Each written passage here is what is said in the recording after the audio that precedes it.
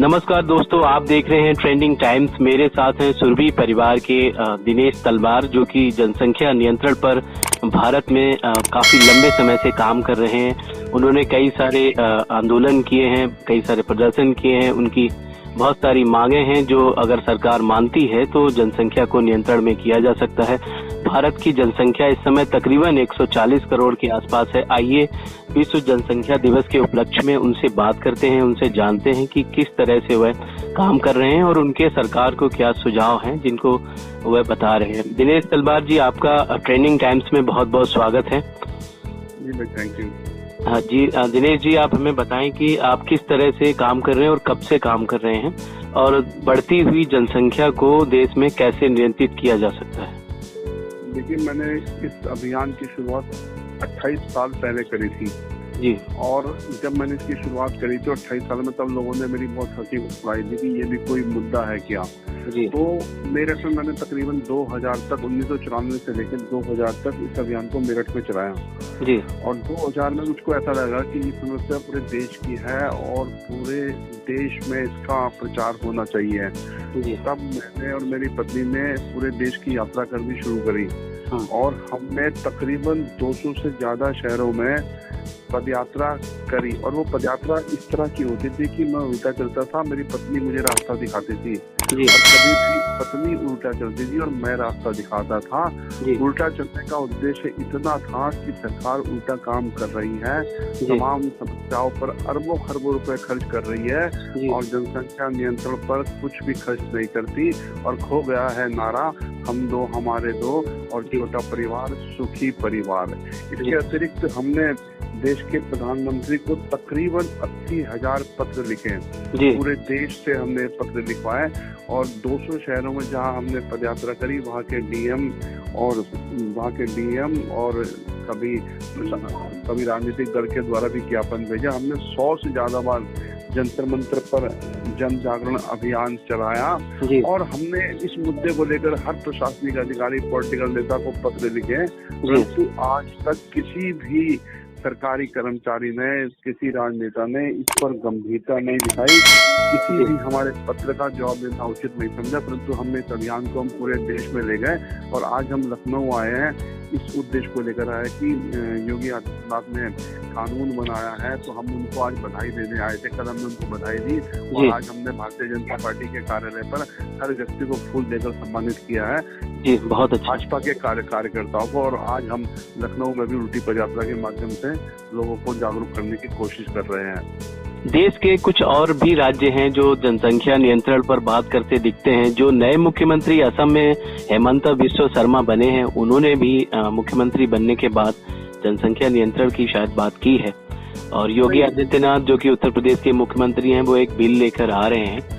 19 जुलाई तक उस पे सभी को सुझाव देना है। तो उन्होंने भी कहा है कि परिवार में 2 बच्चों से अधिक अगर होंगे तो उस परिवार को सरकारी नौकरी से वंचित होना पड़ेगा, तो उसका भी स्वागत किया जाना चाहिए। आप इसको किस तरह से देखते हैं कि राज्य अभी जो ये नियम बना है उससे पॉपुलेशन कंट्रोल होती हुई नजर नहीं आएगी जी।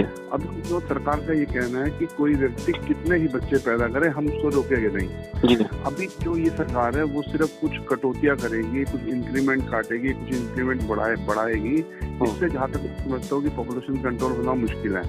परंतु कुछ चीजें ऐसी बनाई है उन्होंने कि जिससे लगता है कि माहौल, देश में एक माहौल क्रिएट होगा पॉपुलेशन कंट्रोल के लिए। और इत्तेफाक से दुर्भाग्य कहता हूँ मैं इसको कि जनसंख्या की समस्या को इस देश में जब भी देखा गया है सब वो धर्म के चश्मे से देखा गया है, जबकि वास्तव में ये समस्या देश की सबसे बड़ी समस्या है। जी दिनेश जी, हम जानना चाहते हैं, वो तो रही सरकार की बात, तो सरकार कर ही रही है। हम जानना चाहते हैं कि सुरभि परिवार जो 28 साल से अपना अभियान चला रहा है, तो उसकी क्या सुझाव है, क्या मांगे हैं कि जनसंख्या को दिनेश और उनकी पत्नी किस तरह से नियंत्रित करना चाहते हैं? उन्होंने क्या मांग रखी है?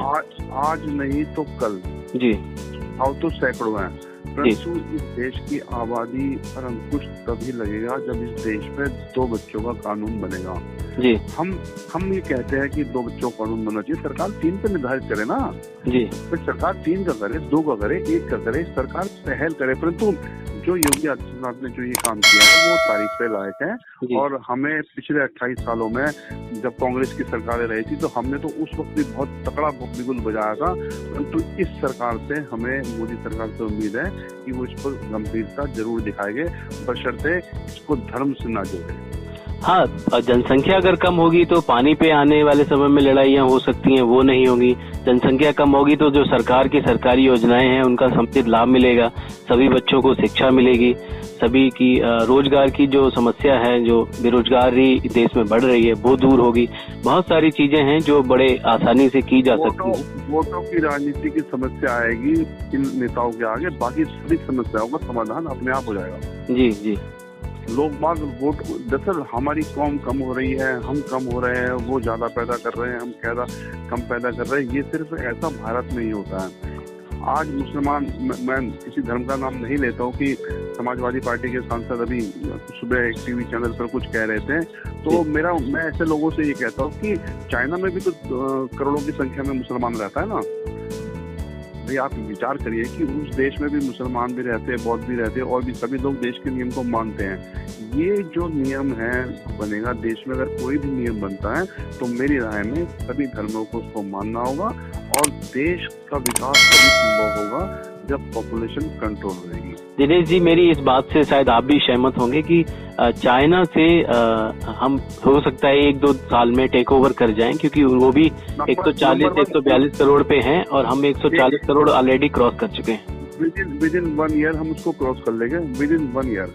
जी हाँ, भारत आबादी के हिसाब से नंबर 1 होगा, और सुविधाएं कितनी मिलती है ये आपको भी पता है और मुझे भी पता है। ये कोरोना कॉल में हमने और आपने सबने देख ली है कि सबसे अगर देश में खराब सुविधाओं में कोई सुविधा है तो वो स्वास्थ्य क्षेत्र की सुविधा है, जिसके लिए हजारों लाखों जाने गई हैं, जिसमें लोगों को समय पर दवाइयाँ जैसी मूलभूत सुविधा नहीं मिल पाई। मैं तो जितने भी लोग इस बात को हमारी आपके चैनल के माध्यम से सुन रहे हैं, मैं ये कहता हूँ कि अगर उनको ये लगता है कि वर्तमान सरकार ने ये काम अच्छा किया है, अगर उनको लगता है कि सरकार ने अच्छा काम किया है, तो सरकार के साथ खड़ा होना चाहिए, सरकार को अप्रिशिएट करना चाहिए, मन ही मन में नहीं कहना चाहिए कि सरकार ने बहुत अच्छा कर दिया। अगर सरकार ने अच्छा करा है तो खुलकर कहे, सड़क पर आए और समर्थन करे 2 बच्चों के कानून का। बहुत सुंदर। आखिर में आप जाते जाते लोगों को क्या संदेश देना चाहेंगे, जो हमारे व्यूअर्स हैं, जो दर्शक हैं, उनके लिए, कि किस तरह से वो परिवार नियोजन का पालन करें, किस तरह से जो सरकार की पहले पॉलिसी आई थी, इंदिरा गांधी ने नसबंदी करण करवाया था एक समय, आपको याद हो, आपने चीजें बताई थी, तो इस तरह से चीजें कैसे देश में आगे लागू हो सकती हैं और किस तरह से कोई परिवार नियोजन का पालन कर सकता है? देखिए, जितने भी लोग हमारी बात को सुन रहे हैं, मैं सिर्फ एक छोटी सी बात कहना चाहता हूँ कि 1 मिनट में 42 बच्चे अगर पैदा हो रहे हैं जी, तो ये बाढ़ कहाँ पर रुकेगी? इसलिए हर भारतीय नागरिक को छोटे परिवार का संदेश देना चाहिए, और जब वो खुद उस पर अमल कर लेता है तब उसको सरकार पर ये दबाव बनाना चाहिए कि अगर मैंने 2 बच्चे पैदा करे हैं तो देश में सबको 2 बच्चे पैदा करने होंगे। कोई 2 करेगा, कोई 8 करेगा, कोई 6 करेगा, तो हम इतने बड़े देश में व्यवस्था को संभाल नहीं पाएंगे। तो मेरा सभी से ये निवेदन है कि वो सोशल मीडिया के माध्यम से, प्रिंट मीडिया के माध्यम से, जहाँ कहीं भी उनको लगता है कि वो जनसंख्या वृद्धि के खिलाफ सरकार को जगाने की कोशिश कर सकते हैं। मैं अक्सर ये कहा करता था अब से 5 साल पहले कि मैं वो लड़ाई लड़ रहा हूँ कि मैं कभी भी जीतूंगा नहीं, परंतु मैंने संकल्प ले रखा था कि मैं इस लड़ाई को तब तक लड़ूंगा जब तक इस धरती पर हूँ। परंतु सौभाग्य से सरकारें अब बना रही है नियम, और उम्मीद है कि मोदी जी भी 2024 से पूरे देश में 2 बच्चों का कानून अवश्य बनाएंगे, और वो बनेगा तभी कि जब देश का हर नागरिक आवाज उठाएगा कि जनसंख्या नियंत्रण देश की जरूरत है। इसलिए मैं सभी से आह्वान करता हूँ कि आओ मिलकर आवाज उठाएं, भारत की आबादी को रोकें, और भारत फिर से सोने की चिड़िया बनेगा। सिर्फ यही रास्ता है, अगर हम चाहते हैं कि भारत को सोने की चिड़िया बनाया जाए, तो जनसंख्या नियंत्रण भी एक रास्ता है हमारे पास। दिनेश जी, ट्रेंडिंग टाइम्स से आपने विश्व जनसंख्या दिवस के उपलक्ष्य में बातचीत की, आपने बहुत सारे सुझाव दिए, और आप खुद बधाई के पात्र हैं कि 28 साल की आपकी मेहनत अब धीरे धीरे एक साकार रूप लेना शुरू हो रही है। उत्तर प्रदेश, असम जैसे राज्य सामने आ रहे हैं कानूनों को लेकर, और हम यही चाहेंगे कि जल्द से जल्द दूसरे राज्य भी इस बात को समझें और जनसंख्या नियंत्रण पर काम करना शुरू करें। दिनेश जी, ट्रेंडिंग टाइम से बात करने के लिए आपका बहुत बहुत शुक्रिया।